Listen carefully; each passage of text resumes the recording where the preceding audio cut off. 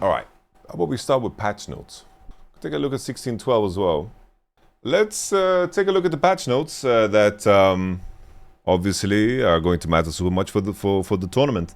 In terms of where we are meta-wise, it's been rather similar. I think we've seen more introduction of Lee for mid jungle, 2v2, Casio of course with the change to Deathfire Torch, but Azir has been phased out completely pretty much. See a lot of Akali play into Orianna. Orianna still gets banned, but people are opening it slowly. The mid lane pool is a lot more open than it was before. I think for jungle, I guess Trundle has made a significant impact because of the lack of phase rush. I'm trying to think what else. Top lane, Rumble, and the counters to Gnar and Renekton, the staples. I think that blind picking top lane is always going to be the big question mark. But let's just go into the patch notes before, outside of talking about things, because we see big change already to the usual suspects. Like these are the champions that have a lot of presence in pro. Sweet spot bonus damage 70 to 75. We look to give Aatrox some love. I feel like Zahan is a better version of Aatrox in terms of kit design. I don't know if this is going to change anything necessarily. Maybe it's something that's going to show up in like game 4-5s as a potential blind in some spots if certain champions are out, but it's going to be rare in my opinion. Gwen, a base damage per snip 10 and then 14, so 0.5 per level per snip, which is not too low. Bonus attack speed also up. I think that with the changes to Dusk and Dawn, she was definitely one of the champions that lost a little bit of power, because Dusk and Dawn just they shifted the power into more of the tanky side of it, which is not super relevant to Gwen. Yeah, my concern with Gwen now, especially, like, we see a lot more grub swaps. Like, we see a lot more grub swaps. We see a lot of top lanes get a lot more involved in the game than before. I think this is going to be like a niche counter pick. The issue to me right now is, like, we don't see Sion in this patch list here. And I think that the tanks that are being played right now in K'Sante and Sion, Ornn is just a counter into certain things. K'Sante and Sion, I think they're just a little bit too overtuned for Gwen to be strong enough to have an impact. Hui. So Hui is getting buff after buff after buff. I thought that Hui was already in a good state. We saw Cream, one of the big Hui enjoyers, play it a lot. Let's take a look at the changes. QQ damage, so it's like the fireballs that you throw. 50, 80, so it seems like the flat damage is the same. And then the max health, so basically we have 80% from 70%, so 10% AP scaling. Okay. I don't know how super relevant this is. Like, I think there's some spots where you do QQ, but I think in larger fights, often you see, of course, the Q and E. And then for the range, Q and W. But in terms of trimming down tanks that targets max HP is kind of nice for Q, but I don't think this is a significant buff. We can take a look at the QW damage as well. QW damage, we see AP scaling up, and then AP, of course, it's based on missing health. We see increased up to 105 at the top end from 875. This is kind of significant. I feel like this is going to be a lot more relevant in more spots than the above change. And then QE slow, increased by 5%, also super nice. And then the cooldown of E in general, just 1 second down, massive. Wow. I'm really curious to just pull up the win ratio right now, because I feel like Hui is a champion. Jesus. I think Hui is a champion that is flexible in the sense, like a mage being this competitive with a 51% game average win ratio, Hui being this competitive in solo queue is insane. A lot of the assassins run rampant. A lot of the predators that are available in solo queue are champions that aren't being played in pro. This champion has slowly just crept up more and more. But I feel like this buff that it just got, the one that we're reading, is really big. I would be surprised if we don't see a lot of Hui at MSI. I feel like this is a champion that is going to be a strong go-to. The main thing that you need to be mindful of course, is the Akali matchup and certain junglers that have very good hard engage. But when those hard engage junglers are out, like Jarvan gets picked off, Nocturne is nerfed, and you're missing hard engage, and maybe you're still in a situation where you're playing range supports for the sake of the matchup, Hui is a champion that can break the game open. I think that the new Comet is also super nice for Hui. I think that Hui is in a very good state. The cheeky thing is, I don't think anyone's going to do it, but you can play it as a bot laner too. I think that you can easily play it AD, you can be flexible. I know that in the past, Busio even played it support, right? He even played it support. And with the E decrease on cooldown and somewhat damage output, maybe, but rarely. Maybe, but rarely, right? It's like for some reason you're missing artillery. I do think this is something that you can explore. Probably the teams that MSI won't, unless the LCP teams, the Brazil teams are going to do some nice cooking. Let's continue. Jax, leap strike down 15, and then target max health up minimum 4 and maximum 8. We have some big Jax players at MSI. Doran's a big Jax player. We have Bin, a big Jax player. Bin played in a game 5 at Jax, and he will make an appearance. Jax will make an appearance in, keep in mind, MSI is just BO5s through and through. So he will make an appearance 100%. I don't think this changes anything for jungle, but the cooldown, mana down for Q is kind of nice because in some matchups you can run Halo Blaze Jax and play against the range champs. It's not something that we see so often, but let's say someone like plays a range champ top, you can go Halo Blades and Q, and the mana cost decrease is kind of nice because being mindful of that full combo with your E and Q and W, it can be very costly, and you can maybe do that 3 times in the lane phase and then go you don't have access to any mana abilities, or you can play Presence of Mind, I guess, in your precision tree, but you don't have a lot of access to mana. So this 15 down is kind of nice. All right, Lee Sin is getting nerfed. Let's take a look. And Lee Sin did get nerfed before, and then solo queue is overperforming because it's just a great solo queue champ. 80 growth down by 0.3, which of course has a big interaction with Sterak. And then we have the Q initial damage down by 5, and then the resonating strike also down, and then also the bonus AD scaling down.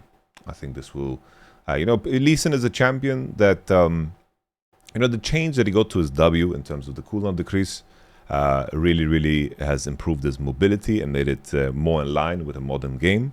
I think that just because of that, I think that Lee will still have a spot. But I do think that Lee in matchups that shouldn't be good for him, like into Poppy or into Nocturne, for example, definitely are worsened by this fact. So we have Nocturne, Duskbringer, 5 damage down, and then 5 damage down per rank. I think Nocturne will still serve the same spot. I think that this will make him a little bit more in line, though. I don't think that people are going to blind pick him in 1-2 as heavily as they did before, because that was already on the out. Orianna often leagues perfect champion, and recently has been doing it all and more. All right, 20 health down, damage increase per stack 5% down, so from 20 to 15, and then the flat damage but increasing the scaling, incentivizing a Nemesis build. I call a Nemesis build the one where he buys Deathcap second. Yeah, for lane, these changes matter. These changes matter, especially in a world, where, like, if Hui is getting buffs, Syndra is getting buffs. If these champions are getting better, these are champions that Orianna could run into. Victor is also in a really good state, and this could be enough to kind of push her out of her dominance. Because if Orianna doesn't win lane, she's not going to be as useful. And I think that the itemization options are a lot more, you can cater your itemization to your opponents a lot better on the other champs. Maybe less so Hui, but on, of course, Victor specifically, because I think with these changes, you're never going to see, like, if someone plays Road of Ages, Orianna, I just don't think it's going to be that useful. I think Victor is just going to be better in those spots. So a lot of the mages around her have gotten better, and I wouldn't be surprised if we see a higher presence of Victor and Hui. Still, I still think Orianna is going to be played. All right, Rise. Base health down, base AD down. I'm surprised by how high Rise's base AD is, but I do think these are changes that you can feel. I think that, especially in a matchup like against Casio, your 1, 2, 3, 4, those levels are very important, because usually you can set up Rise for success in terms of getting a tier of the Goddess base, and this could hurt that and impact that. I think 380 down is significant. Keep in mind, in terms of how much you auto to push, and also in trades, you're going to decrease your damage output quite significantly here. All right, let's continue. Silas, initial Q damage, it's 5 up 90, and then at max point 20 with 5% AP scaling. which is kind of nice. That's pretty decent. Not too bad. Heal amount increased by 100% based on missing health. 10% AP scaling up, plus 5% of Silas bonus HP. So they just increased the AP scaling here. My issue always with Silas is that I think this itemization currently makes him not scale.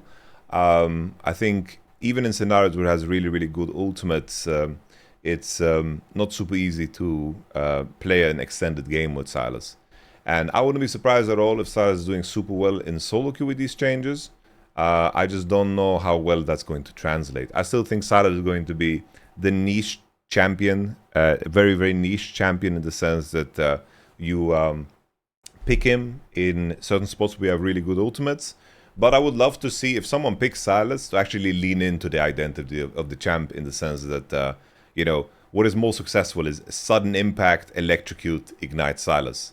I think that if you're playing Silas and you're playing a matchup where you're not powerful enough to E in and trade aggressively and get the backup of your jungle, let's say you play Silas Lee Sin, for example.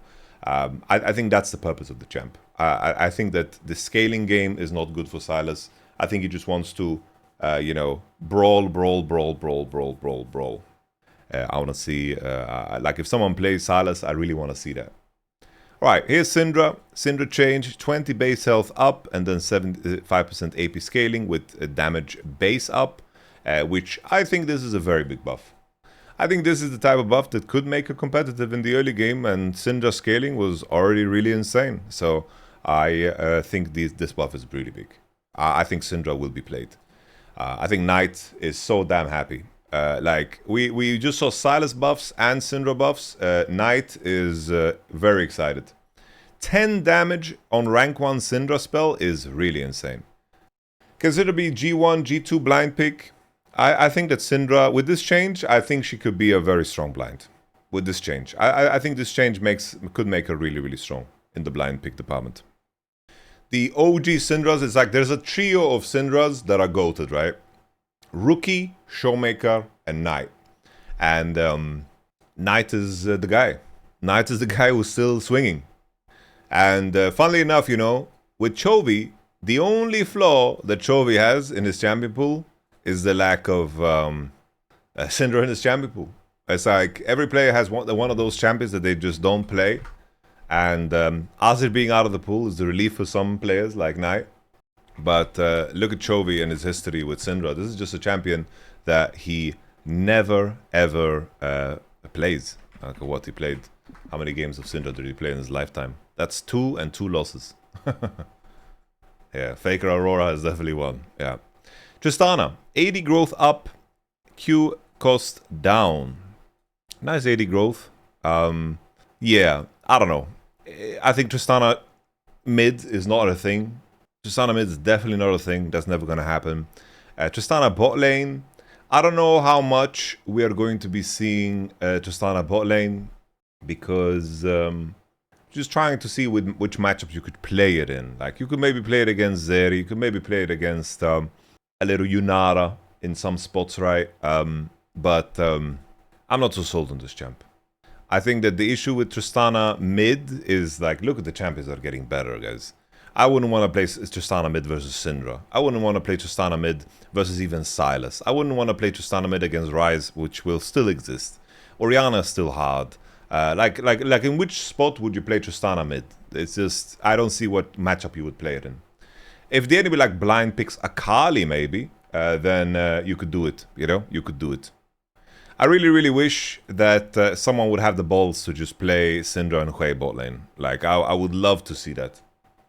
Alright, so non-champ kill attack speed up, this is buff, and then non-champion kill attack speed has been nerfed. Okay.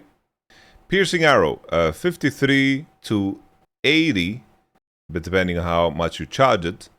253 to 80, and then bonus 80 down by 30% on max charge. Okay. Ooh, and then 4 damage on W. Oh damn! They kind of took Varos out the back and shot him in the head. Damn, this is very heavy-handed. Like, I'm just thinking about the spots. If you're picking Varos and the enemy gets Jhin, encounter support or whatever. And even in the world where you want to play like Varus top is also like nerfed. This is quite the headshot, I would say. Quite the headshot. Xin Zhao, AP Xin Zhao continues being far too strong in mid lane. Bro, am I how out of the loop am I? How out of the loop am I? AP Xin Zhao too strong in mid lane. What have I missed? AP Xin Zhao mid lane. Let me see that. AP Xin Zhao mid lane. Pick rate 148 in D2+. Let's check Diamond Plus. 156 with a 51.56 average game win ratio. Static Shiv into Dusk and Dawn. Which makes sense. Like, you proc passive twice. You proc passive twice. I think you got nerfed before even. So it's just Nashor's Tutti Frutti into Dusk and Dawn into Deathcap or Death Stance. Holy. I could imagine that this is just something that just face tanks the wave. It doesn't sound too weak, honestly. But alright, this shit got nerfed. That's hilarious. Let's take a look at this again. AP scaling has been nerfed on the passive. The way Static Shift works, right, is that it applies on hit effects. So you would just, on every Static Shift hit on the wave, would just proc your passive twice, instantly. So you would just double heal. Wind becomes lightning mana. They're just very, very careful, right? Because they don't want to nerf Xin Zhao jungle, which is good. Like, nerfing Xin Zhao jungle, I don't think Xin Zhao jungle deserves a nerf. If you ever want to reduce the amount of Xin Zhao in pro play, then you should reduce the amount of Seraphine, Karma, and, just the type of supports in-game. You should never directly nerf Xin Zhao in this current state, especially with how strong Trundle is currently. Feline Friendship. We have a AP scaling increase on the heal amount on that, and then we have an AP scaling increase on zoomies. AP scaling increases aren't super exciting. They aren't super exciting because you kind of want to buy the OP support items.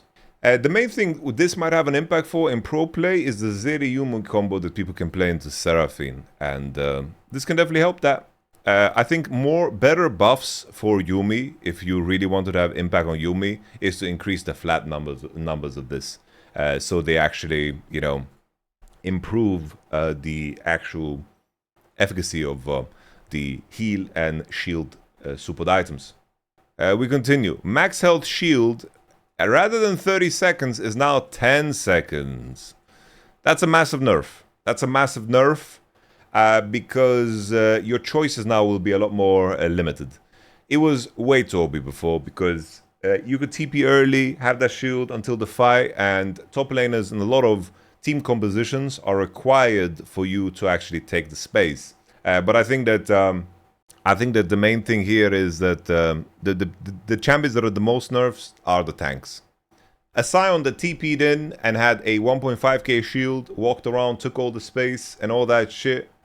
I think the tanks are the least happy about this because a lot of the flankers, the other bruisers, they can TP in late and not care, But you brute forced taking the space with this TP, so this is quite enough.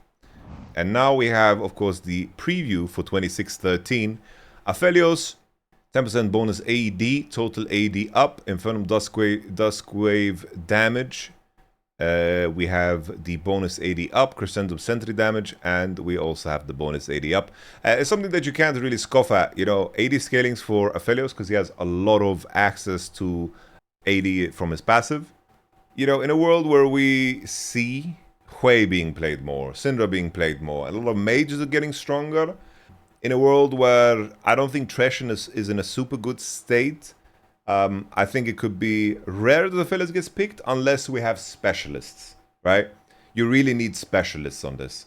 I don't know who LCP is sending, but if Kaiwing is at MSI with Doggo, they're playing Aphelios Thresh. I don't think they are. I don't think they are. I don't know what the LCP teams are. Then they're not going to be included in my analysis. When you have specialists like Pays and Keria, they can definitely play Aphelios Thresh. There's going to be spots where you slam that and the enemy doesn't have like a very, very good answer.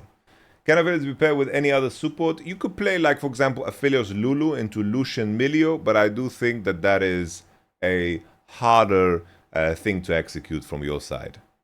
Let's take a look at more. ECD down by 2 seconds, which is nice into melee supports. R multi-hit fall-off, 8% multiplicative to a minimum of 40, 5% multiplicative to a minimum of 50. Kaiser cooldown down by 2 to 20 seconds. R base shield up from 100 to 200. Let's take a look at this Kaiser change. This Kaiser change is very interesting because first and foremost, I need to investigate what people are actually building on Kaiser. Because Static Shiv is a very, very overtuned item. This item is giga broken if you have any built-in on-hit effects. We can see it with Kalista. Kalista, Senna is the easiest example too. And Kaiser, considering she has access to Static Shiv and then into Ginzu, and she can break the AP barrier for W on evolution, the reduction of the 75% cooldown in a world where your Kaiser W has, it's the same on max. It's the same on max, so it will not matter so much. It will not matter so much. Okay. It's a slight early game buff, but considering it's the same on max, then I think they're scared about making Kaiser W spam a little bit too oppressive. Because if it was 2 seconds down on max range, that would be kinda nasty. Because then the W nuke Kaiser with no CD would actually be back. It's not the way. Yeah, these Kaiser changes don't excite me. They sadly don't excite me. LeBlanc RQRE damage up. LeBlanc is one of those champs, right, where, for example, Lee Sin getting nerfed, I think impacts LB. I think Orianna getting nerfed is a good positive change for LB. LB, the fact that her R damage is the only thing that is being increased here and only past level 11 because level 6 is not there. I think the change up here isn't super significant in my mind. I don't see this as a big buff, guys. LeBlanc already made a couple of appearances, right? Which is cool, right? Made a couple of appearances, but I don't think this is going to increase or decrease the level of appearances she will have. We have some big LeBlanc players at the tournament. We have Caps, we have Cream, we have Knight, and I do think that this is something that can be used as a soft counter into some of the majors if you have the right jungle and support for it. Faker didn't play LeBlanc since forever, guys. Let's be honest. Faker LeBlanc was legendary back in 2015, you know? I do think, though, that LeBlanc was one of those champions that could get away and still be played without getting any buffs. So anything is welcome, I guess. Q monster bonus physical damage is being increased. This is kind of nice. Okay. Where could we see Olaf? My issue with Olaf jungle is that top lane gives you so much more XP, and I do think that Olaf is a scaling champ. Olaf wants to reach a breakpoint of having 2-3 items, and then he swings back games very heavily. I think that in the jungle, there's too many beats you need to hit that where Olaf can be very weak. That's why I like him less. So I'm not super excited about the prospect of. I'm not so excited about the prospect of this buff. Skimon plays it. Skimon definitely plays Olaf. And there's some spots where Olaf can be good, where you don't have a situation where... We're talking about jungle strictly, right? Because there's a jungle change, jungle buff. Maybe you don't have access to Xin Zhao. Maybe you answer... Like, let's say you pick, like, Lulu Ashe into enemy Seraphine. And then the enemy picks Xin Zhao. And then you pick Olaf into that. That can be great. That can be great. Olaf jungle with Lulu into a Xin Zhao could be amazing. Olaf does win combat against some bruisers. But think about the things that you need to hit in game, right? You need to be strong on level 3. He can combat against some level 3, but not having gank pressure and your level 6 being insignificant. You need to power farm, which can be okay. In some games you can definitely power farm and carry. Just have to pay attention to the spots where the enemy is very weak to CC immunity. But considering Varus' nerf, we're going to see less of Varus top. Like there were some comps where Olaf jungle would just dominate, like Varus top. Enemy has Ashe ADC as well, or Jhin, and you can just go Tabi and Stridebreaker and have a good time. I'm not so sure if those spots are going to appear. But there's definitely been games where like Olaf Jungle was very good here because of course, Fearless. Q monster damage cap has been increased by a lot. This is a champion that already like will find value. This is a champion that her biggest weakness is clear speed. Her impact in the game in terms of her utility is absolutely crazy. I think the skill gap, like this, Poppy might not look like it, but I think the skill gap on Poppy players is absolutely insane. Like you look at T1, who is the best Poppy jungler at MSI? I really think it's just Owner. Owner should just be the one. I think T1 are the happiest with these changes, right? T1 is very, very happy with these changes. But definitely, like I can't imagine Skumon playing Poppy, but Shun is good Poppy too. Tian is decent Poppy. Kanavi is not much of a Poppy. Like Kanavi is not playing Poppy. It's just Shun, Owner, Tian. But Shun, Owner are the big ones. Owner probably the biggest one, I think. And then we follow up with Kiki, bro.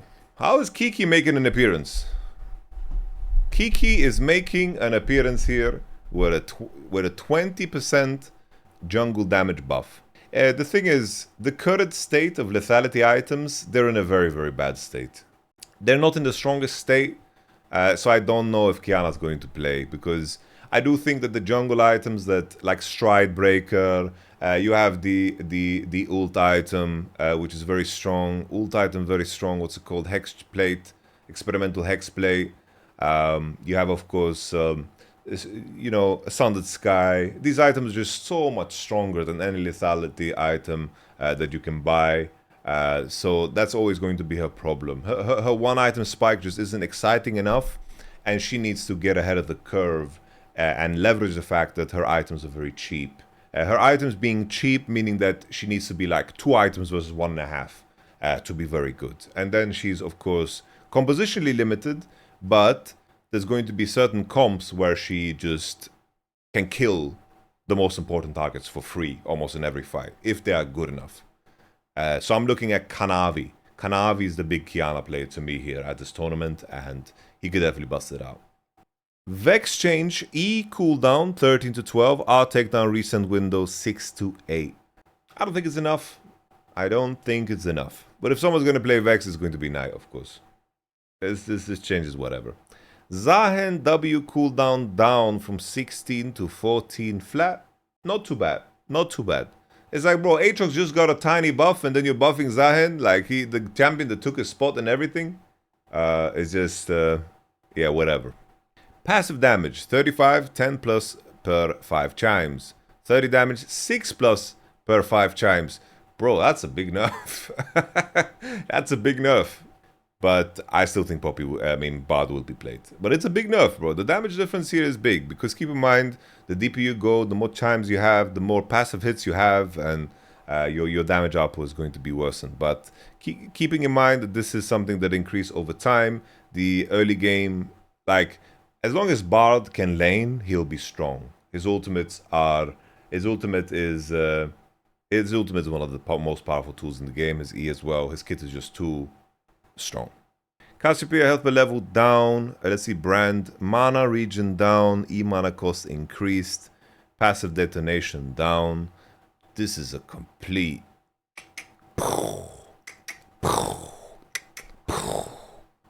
They are cooking him. There's a very toxic play pattern with Brand lane where like E is very, very like E is just such a toxic ability.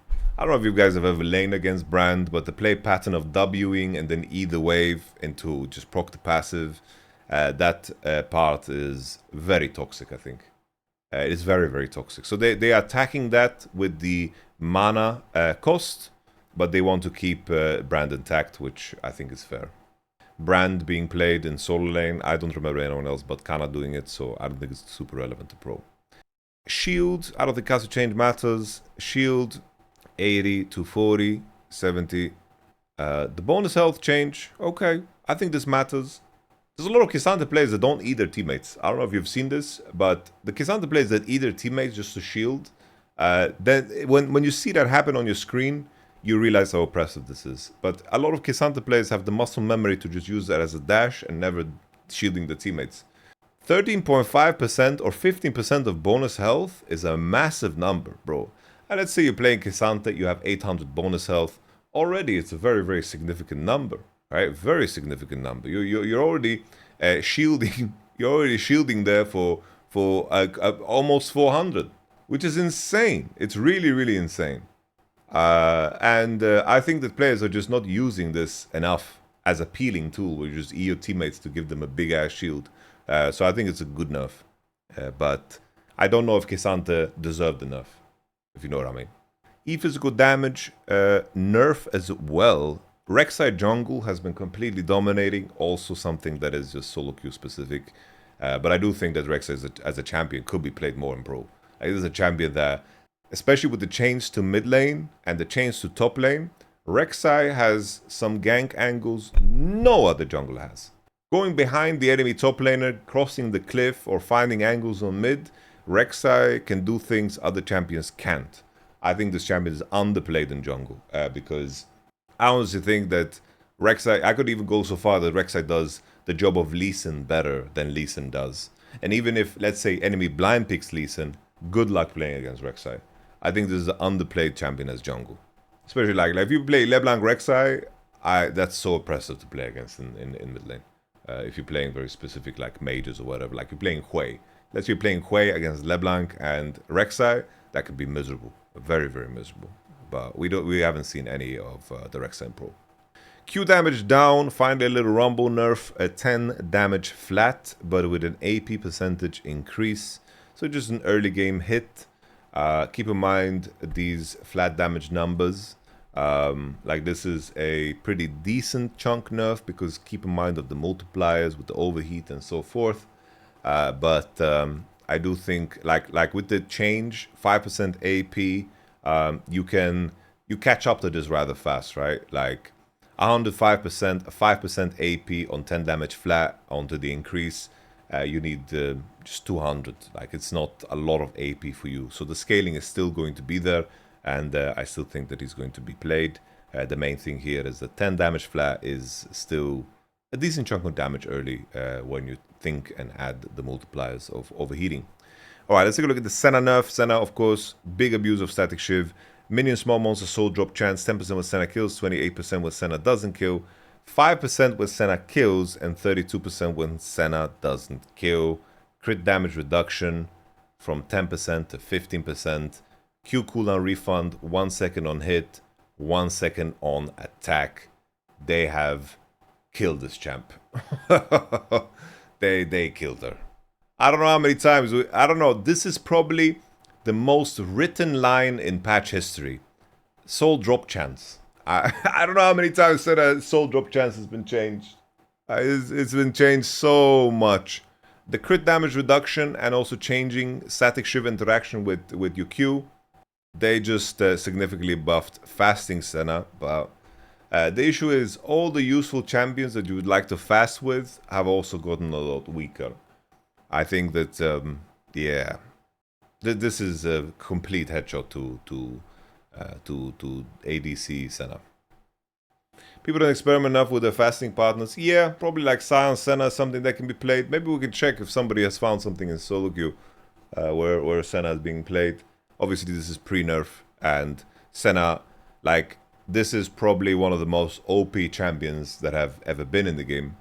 Like, this stat line here, I can't believe that Senna survived for so long. Senna, ever since Static Shiv was included, which was here, this champion is ridiculous. Because the interaction, right? Static Shiv applying on hit effect, which applied the slow of Senna, because her first auto slows, and then she sucks your soul, right, on second. And on top of that, Deathfire Torch. And on top of that, you also have, of course, the biggest one, which is the Q. The Q has an on-hit effect built into it that reduces the cooldown. And a lot of people said, you know, it was crazy to read Twitch as like, oh, Senna is so useless. Look at her. But people are always looking at her CS numbers or whatever the hell. And the thing is, she was still broken, even if she was like 50 CS behind. It didn't matter. She would always get there. There were so many games where Senna was just like int feeding. It also helps that She has, of course, a very, very good abuse case with Jack of all trades with Doran's Helm, which is also nice. Jack of all trades is nasty, very, very nasty. And the Doran's Helm is she's abusing all the flavors that are OP on the patch at the same time. Abusing all of the flavors. But yeah, with these changes, he's going to get completely headshot. Completely headshot. Sion mana up on W. This is quite significant. Q, minimum damage decreased. Max damage unchanged. Important that they mentioned here unchanged because I thought there's like a percentage increase. Okay. I think this matters in some matchups, right? Where you have to snap earlier and you don't get the damage. Imperial Mandate. Blasting 1 plus Band of Glass changed to double Amtom, Band of Glass. Same gold, 5 less AP. Unique passive, 20% ability haste on immobilizing abilities, and then 6% vulnerable immobilizing. This item is nasty, bro. This item is nasty. This item has some clear abuse cases. I think this item is very strong. Like obviously Galio is the obvious one. Galio is the obvious one where Imperial Mandate can be very, very strong. I'm just checking.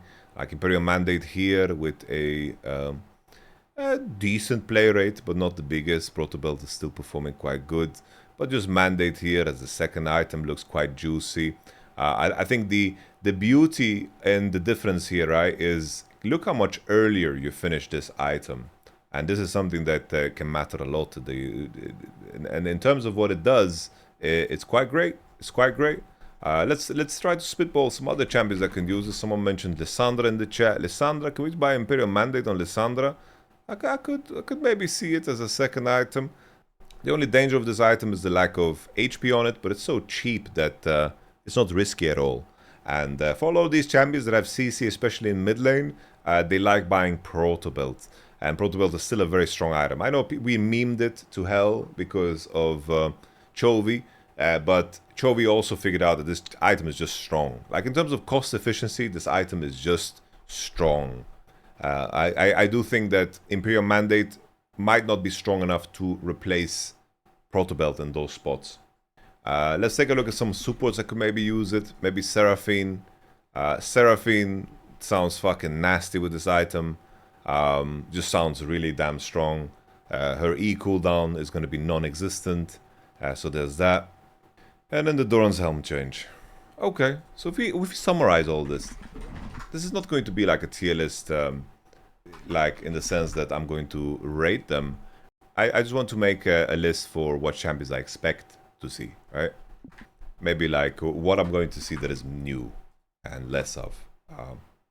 With these changes, I expect still, for mid lane for example, I still think we're going to see Cassio, Anivia, and Ryze.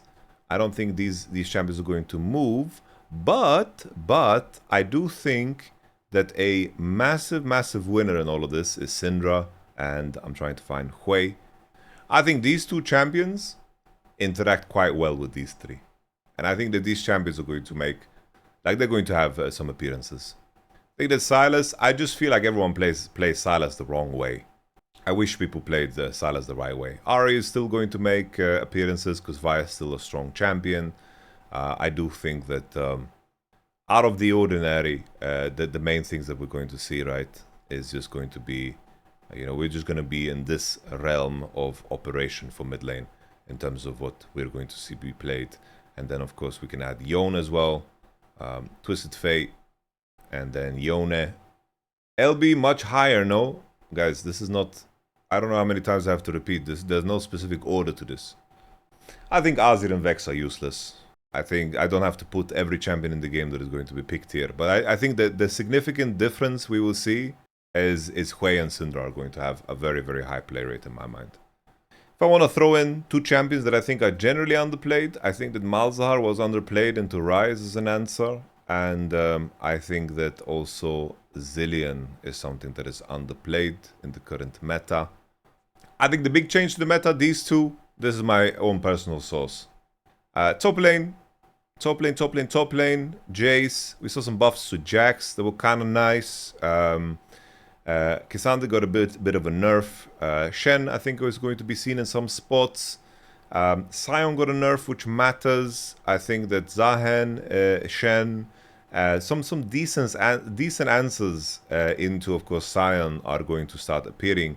The fact that we see Kesante and Sion tanking nerfs, Rumble also tanking a nerf, like these are the blind picks, you know? These are the blind picks. We're going to still see Renekton, plain and simple. Renekton will be played in every series, I think. I don't think we're gonna see a single series where Renekton is not picked. Renekton is just such an easy go-to blind, because after Renekton, like, it's gonna be not easy to blind pick top lane. Obviously, the connecting champions to Renekton is going to be Jace and Gnar. These are the answers that people are going to go for. You can also, of course, play Cannon, and you can play Ornn, and you can play the Gunnar, Gragas. And then after Renekton is out, we're just going to see Ambessa, because she got some decent compensation buffs after her nerf to her ult. I do think that these champions will show up. I'm trying to find the Gunnar. Where is the Gunnar? Olaf as well is a champion that's going to show up for sure. I think this is a relatively safe way for top lane. Maybe Cannon. I wonder if teams are going to experiment with some Nasus top lane. Could happen. Could happen. But I wonder really sincerely how people are going to treat the blind pick situation, because it's been very, very brutal. It's going to be very, very brutal how they treat the blind pick situation. I don't know how top lane is going to navigate that. It's going to be very, very tough, because especially now, and Varos is out, so that's one less that people use as a blind. It's going to be like the blind picks are going to be Jace over Gnar over Renekton, right? And we're going to still see Sion sprinkled in there and Rumble. This is what we're going to see in the blind pick department. But I think that the answers are looking kind of nice. You know, they did buff some of the answers, like Gwen got stronger, for example, which in some games can just completely break the game. Shen is a good answer. Zahen got buffed. You can play maybe Jax into Gnar. You can play maybe Ambessa into Gnar, and maybe with the right jungle, you can, you know, you can definitely, you know, fish for something like this. But usually these 5 champions are just going to continue being the blind picks, but some of them got hit. Some of them got hit. Jungle. Nocturne and Lee Sin got nerfed. Tried to think where else we would go. I think Naafiri is still in a good state. Nothing has been done to her necessarily. Lee got nerfed, but we can still put it on the list. I personally don't think Lee is that... I think Lee is a little bit overrated. I think really good Lee Sin players exist, like Jose Diodo, Owner. There's definitely like a lot of good Lee Sin players, but I don't think that Lee Sin is that great as a champion. I think the big difference is, I think the Poppy buffs look insanely big to me. The Poppy buffs look crazy. Plain and simple, I think Poppy buffs look nuts. Really, really big Poppy buffs. Try to think what else. Vi will just show up. Jarvan will show up as well. And then just the usual suspects, right? So it's like, you don't need me to pull every champion on the list. Skarner is also a strong champion. I like Skarner a lot. Basically, like, I'm putting the champions in a list of how I think the play rate will be, you know? Like, I think the play rates doesn't mean something is better or worse, because obviously some champions are like really, really good in some spots. Some are worse. I think that Poppy is probably the big change for jungle. Maokai probably will show up every now and then. We have Nasus jungle is also quite interesting. Considering it's a best of 5 full format, we're going to have to see junglers go a little bit deeper. Trundle is a really, really strong one. Trundle is also a champion that just cuts through. You guys remember the Trundle Poppy meta we had back in 2022, where Trundle Poppy were just picked every damn game. The detail here is that something that hurt Poppy a lot and why she's played less is the fact that Phase Rush got changed. Old Phase Rush was insanely important to Poppy, so she's not going to be as OP as before because of that Phase Rush change. People are still coping sometimes and playing the new Phase Rush, and then they play like an AD heavier build to try to proc it, which maybe they can get away with. For sure, maybe they can just get away with. Getting aftershock value is not super easy with Poppy. Okay. Well, what else? There's something that changed in terms of jungle. Obviously, Sejuani will be picked. Rek'Sai got nerfed. I'm sad that he didn't get to see much pro play presence. I think that Pantheon is not in a super good state, but some teams are very good at using Pantheon in the right compositions where lanes are volatile with melee supports. Zinzao, of course, is going to be played. There he is. This is just the usual suspects. I think that Udyr is in a quite decent state, but nobody's going to play it. What else? Wukong. Yeah, just the usual suspects. I think just the big change-up is Poppy. ADC. Now, ADC is interesting. I don't think that the Draven buff is enough. I think Kalista is very underrated. Caitlyn, I think Aphelios with the condition of Trash. Aphelios Trash, I think, will be played. I'm not too excited about Tristana. I think Senna got completely headshot. She's not going to be played. I think that Smolder is a champion that is underplayed. I think Smolder should be played more, in my opinion. I think Sivir is a very strong champion. I just have to think about the Varus nerf as well. Another thing that is Giga nerfed is the interaction for Nami and Imperial Mandate, which of course hurts Koki a lot. We have Zeri together with Yuumi is going to be played into, of course, Ashe Seraphine. Ashe Seraphine will still be played. Seraphine has just gotten like nerf into big hidden buff into nerf, big hidden buff. Seraphine will still be, of course, Giga played. I think this champion is still broken. I'm putting Zeri here and Yuumi in the pocket because of that interaction, and Yuumi got a little bit of a buff. Is Lucian Milio overrated? Like maybe a little bit. I think the Lulu lanes can play into it. I think that Karma might be a little bit overrated. But I do think that the melee supports are getting slowly better and better. You can put Galio also in the mid lane pool, of course. Galio in the mid lane pool. Seraphine. What else have we got for support? Nautilus, of course. Nico, of course. Nami is quite headshot, honestly. Nami is very, very sad. She got nerfed and then they denied her item. You know, they denied her item. So that kind of blows. I'm just going to make sure that these supports that they are connected to are under them. Zaya with Rakan. We just need to put another support here so it's even. Alistar will be played for sure. Bard. What else? Gonna put Rakan under there and then that over there. Okay, we can put that over there. Yeah. I think Pyke is so goddamn useless. I hope to not see it. Yeah. I think the big shift ups are these two. Kalista, I think, will be played a lot more than we've seen. And I'm kind of hoping, like, I can't copy it now, but I wish I could. But I do think that Hui and Syndra, there's some angles where maybe you could play it, of course, bot lane.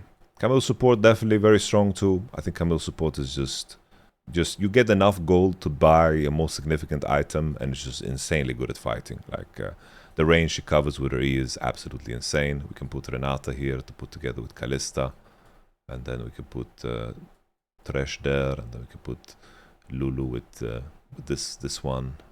Jhin, you know, it's sad for Jhin because Jhin is the champion, can be played into Caitlyn, maybe into Kalista, but Jhin was the main answer into Varus. But I think Varus is just going to be not played super much. I'm personally not a big fan of Yunara at all. I'm not a big fan of Yunara at all, but I think the teams will still pick her. I still think that they will pick her. Koki really got hurt. And there you have it. I think the meta shift up, I repeat, Syndra, Hui, Kalista, Poppy, Prio up. These are the champions that got changed in the patch notes. I think that's where we're going to see an impact. And the mages bot have been good for so long, but nobody plays them because you need a lot of practice to be good at them. And the spots where you can get away with picking it bot are so rare that it's not worth to put in the practice. So I don't blame any of these bot laners for not playing it. It's just a terrible trade-off. But if you're a weaker team, having spots where you pick Syndra and invite an answer and then you can pivot into a punish can be really big, you know, can be really big. Because these are the type of strategies you need to create an edge. But okay, that's it for the patch rundown.